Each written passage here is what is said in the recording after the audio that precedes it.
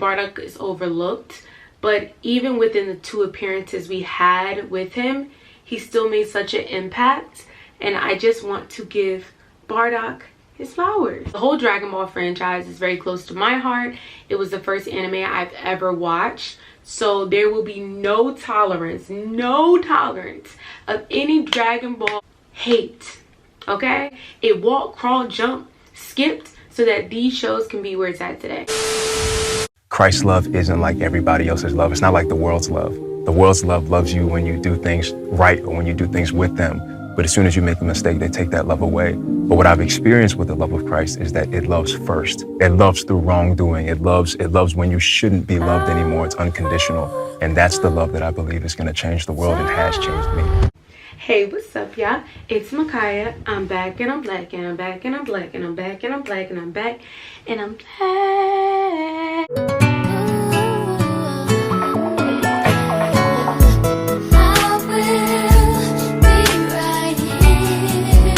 Yo, Sasha here.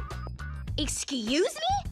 Supermodels do not fly business class. Now, I'm not gonna demand a private jet, but I think Jag could at least spring for first class. And as usual, I am bringing you all another video. I'm going to be touching on why Bardock is my favorite Dragon Ball Z, GT, Dami, whatever you want to call it. The whole Dragon Ball franchise. Why Bardock is my favorite character, of course, besides Goku. I feel like Bardock is overlooked, but even within the 2 appearances we had with him, he still made such an impact, and I just want to give Bardock his flowers, okay? His flowers. So before we get started, please make sure you like, comment, and subscribe to see more of me. And if you're new, hey, and if you're a returner, I really truly appreciate the love. And if you get the chance, please check out my social media platforms. My Instagram is at More of Micaiah. I'll leave you one and more. And my TikTok is at The Life of Kaya. And if you're an individual who loves an array of things that truly do not correlate and you're very diverse, then this is the channel for you. I'm your girl, okay? So without further ado, we're gonna get into the video. In the Dragon Ball Z franchise, Bardock is a Saiyan warrior and the father of Goku, referred to as Kakarot.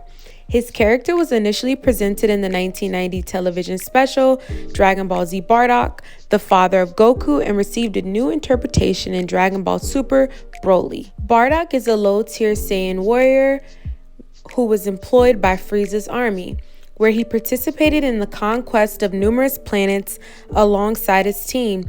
However, after he develops the ability to foresee future events, as illustrated in the original special, he learns of Frieza's schemes to annihilate planet Vegeta and eradicate the Saiyan race. Unlike the majority of his peers who are largely unaware or unconcerned, Bardock attempts to alert others and confronts Frieza on his own. Sadly, he is ultimately killed when Frieza carries out the destruction of the planet. Why I love his character so much. Bardock exemplifies the spirit of the Saiyan warrior. He is unyielding, seasoned in battle, and perpetually striving for greater strength. He flourishes in the heat of combat and consistently confronts challenges head-on, embodying the essence of a true Saiyan. As head of his squad, Bardock garners respect and leads his team with unwavering confidence. He prioritizes the well-being of his fellow fighters and participates in battles alongside them, reflecting a level of solidarity that is rarely found among the Saiyans. Bardock stands out among the Saiyans, who often rely on brute force due to his strategic approach. He rapidly discerns the weakness of his enemies and adapts his strategies during confrontations, and starts to doubt Frieza's reign when he detects danger. His talent for thinking critically beyond the confines of combat is what truly differentiates him. Bardock's rebellious spirit stands out as one of the most admirable characteristics. Upon learning of Frieza's plot to destroy planet Vegeta, he does not simply accept his fate. He chooses to act, challenging the overwhelming force against him. His readiness to confront danger alone reflects his unwavering determination and courage. Saiyans are often perceived as lacking emotional depth in their parenting, yet Bardock demonstrates an extraordinary level of affection for his son, Kakarot. at the end of his demise. And we know that he was able to have that certain level of compassion is because he was given the power to be able to foresee the future, and he was able to see that his son turns into a mighty warrior, and as we know, the greatest. Bardock's tenacity is evident as he continues to fight, even when the situation appears hopeless. His last encounter with Frieza, knowing the grim outcome, showcases his unbreakable resolve and his determination to resist. And he's seen that it was going to be the end of the demise for Planet Vegeta, but he still was like, I'd rather die trying. So that's what I'm saying. His will is like wild, because a lot of people would have just folded, but he's like, nah, I'm going after it. Although Bardock has limited appearances throughout the Dragon Ball series, his influence is profound and enduring. His actions inadvertently laid the groundwork for Goku's adventures, and his spirit of rebellion foreshadows the same will that would come to characterize his son. The remarkable fusion of power, wisdom, and rebellion against tyranny positions Bardock as one of the most unforgettable Saiyan fighters within the Dragon Ball universe. I think many forget that his headgear is red because of his comrades dying, and that is something that he kept in honor of them, and I believe that's also what pushed him. So you can tell comrades and family was very important to him, and as we've seen, it seemed like he didn't really want to get that close or attached to Goku, because how Frieza had it set up is that they would get sent to different planets and on orders and stuff. But I think because he was given that ability, he was able to have more compassion and kind of step outside the box of how a lot of Saiyans thought, and kind of seen his little soft side, just a tad bit. What I found to be so annoying is that he was trying to warn all of his fellow people that Frieza was planning on annihilating their race, and they just were not believing him. They were taking it as a joke, like just strictly just erasing it. Not one person believed him. It's like, dang, not even one person, really? Another thing that I found to be precious is that he died smiling, because he knew everything was going to be okay. Because even when I was just thinking about like when he heard that his son was sent to another planet, I think that brought him peace.